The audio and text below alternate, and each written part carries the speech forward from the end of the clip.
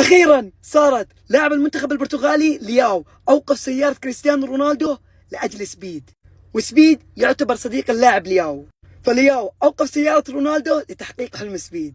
وفجأة سبيد انصدم. سبيد يحسب أن الموضوع مقلب ومو كريستيانو رونالدو. سبيد قاعد يترقب مين اللي بيطلع من هذه السيارة. سبيد مسك قلبه لأنه حس أن الوضع حقيقي. وفجأة خرج من مقعد الراكبين الخلفي كريستيانو رونالدو. شوف ردة فعل سبيد لما شاف رونالدو. يا ساتر، حتى رونالدو مصدوم. شوفوا كيف شكل سبيد.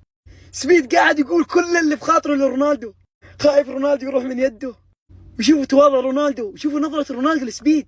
سبيد قال رونالدو أنا من أكبر معجبينك، ولكن الصدمة رونالدو قال له أنا أعرف، واحتفل مع رونالدو. هذا حقق حلم أي مشجع لكريستيانو رونالدو.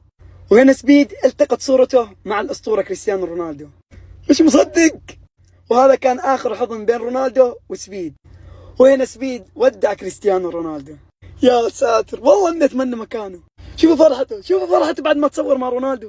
سبيد انتظر هذه اللحظة من سنوات عديدة، سافر انجلترا وسافر قطر وسافر البرتغال لأجل رونالدو، واخيرا تحقق حلمه.